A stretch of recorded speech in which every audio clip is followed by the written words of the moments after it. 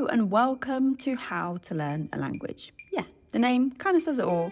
I'm Lindsay from Lindsay Does Languages, and I'm here to help you learn languages better, any language, any level.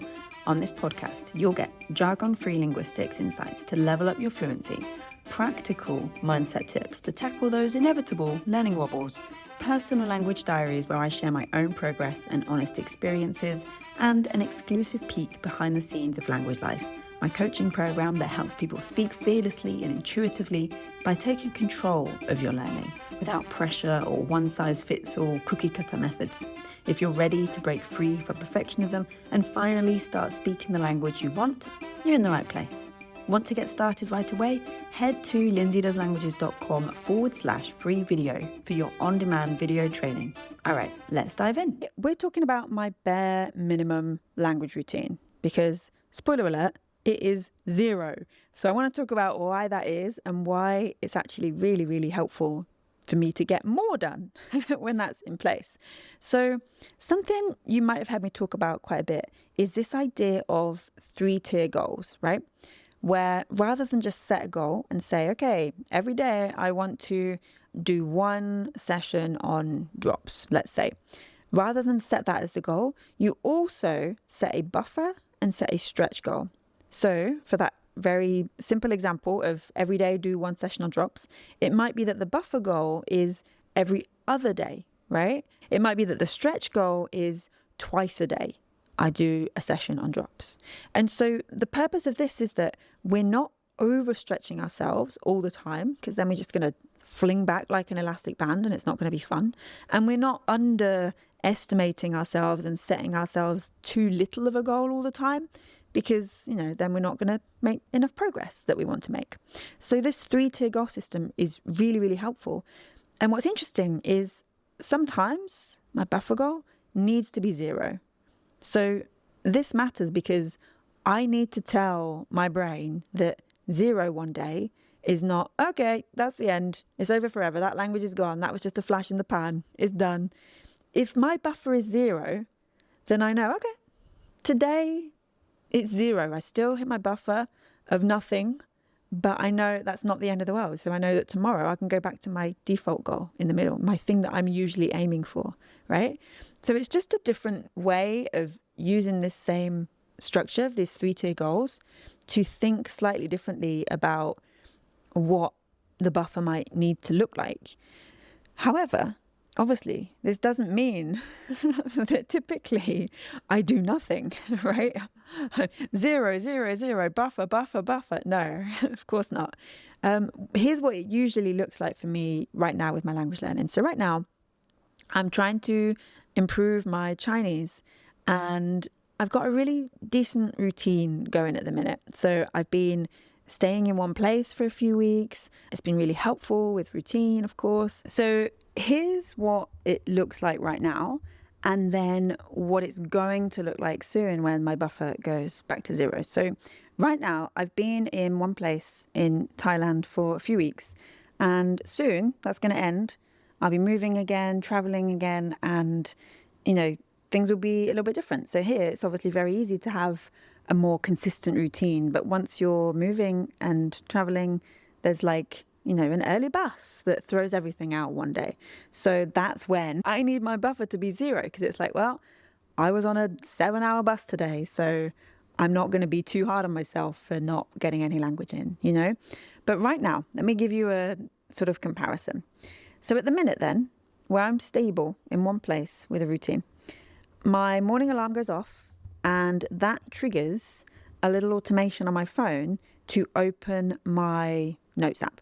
Then I do some writing in Mandarin. I write 1 or 2 sentences first thing in the morning, like very, very first thing in the morning. This I found really helpful because there's a tendency that maybe you know too and have experienced too, especially if your phone is in your bedroom, right? Which for me, I don't have a separate alarm clock, so it has to be my alarm clock, where, you turn off your alarm, you're just stretching, you're waking up, you're not quite ready to get out of bed, like spring out of bed the very first second. You just want a minute to just rest. And so you end up going on to email or news or whatever else, whatever messages come through in the night. And it's like, boom, instantly your brain is turned on. So obviously with this, instantly my brain is turned on, but to something a little bit more productive, a little bit more useful, a little bit more, this is how I want to start my day, right? So that's working really, really well. This, I know I will be able to more or less keep up when I'm moving again, because it's like, it just relies on me waking up. And usually that happens. The only time where this doesn't happen is if the alarm is different. So if it's set for a different time or it's not set for a day, then it doesn't go off and I tend not to do it. But I'm not too worried about that because I think it's good to have breaks, to have days when you don't do things every day. So that's the first thing. Then I have my morning study time. So usually I have a course book on my Kindle. I have an audio course lesson that I do on Spotify, and then I do drops, memorize Duolingo. So I do the course book stuff, I make some notes and I'm thinking about it, making my own little sentences from that, adding the vocab from that to my notes app for my morning automation to be like, do. So then I've got something to write about. And then do an audio lesson, do drops, memorize Duolingo as like a trio usually. And that's my morning study time typically done, right? Then anything else, we're going into stretch goal. So that's my default right now, is that stuff in the morning is the default. Anything else is stretch. So it feels good, but it's not pressured. So that might be listening to podcasts. And the reason that this is a stretch is I have a lot of languages on my podcast feed, things that I want to try and keep up with and listen to. If I'm here, that doesn't happen as much. If I'm on a 7-hour bus ride, then I have 7 hours to listen to a lot more stuff. So then that does happen more. So it sort of ebbs and flows a little bit, right? Watching TV, watching film, that's stretch. Like if it happens, it happens. It's a nice extra. Lessons rarely for me happen when I'm traveling. So that's also a stretch. Like if a lesson happens, like, oh yeah, stretch, we've done good. But my buffer right now with all of this, I would say it's the morning writing, right? And then maybe the apps. And then some mornings, if I've had an earlier call and a one-on-one session that's happened a little bit earlier in the morning, then I've missed the sort of the bulk of the study time, like the course book and the audio course. But I've been able to keep up with the app stuff more or less. So that would be my buffer, is the writing and then the apps. So that's what it looks like now. But I know that it's going to be different once we get moving again. So that's when my buffer will reset itself to 0. Buffer becomes 0. Default probably becomes morning writing and apps as like, you know, that is there. And then stretch becomes the course book and the audio course. They fall into stretch a little bit more. But I like I said, I know that the podcast may get more. So it just shifts and moves a little bit depending on what I'm doing and what my routine is looking like.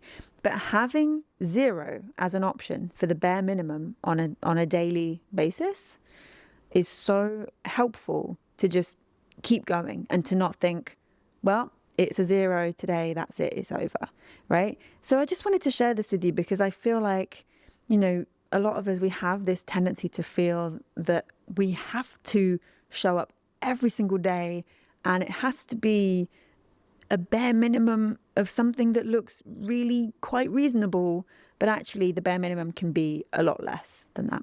So I think it's helpful to share this stuff. And yeah, that's pretty much it. Like if this has sparked something for you, I'd love to hear more about it. Feel free to email me, lindsay@doeslanguages.com, or share this episode with a friend who is working through something similar. And I'll be back soon. All right, bye. Thank you so much for listening to How to Learn a Language. If you've enjoyed this episode, don't forget to subscribe so you never miss an episode. If you're ready to take your language learning to the next level and speak with confidence without the pressure or perfectionism, then check out Language Life. You can find out all the details and join at lindsaydoeslanguages.com/LL. And if you want the first free step today, head to lindsaydoeslanguages.com/free video to get started with a fresh way to learn languages. Until next time, stay fearless, stay curious, so you can learn languages your way.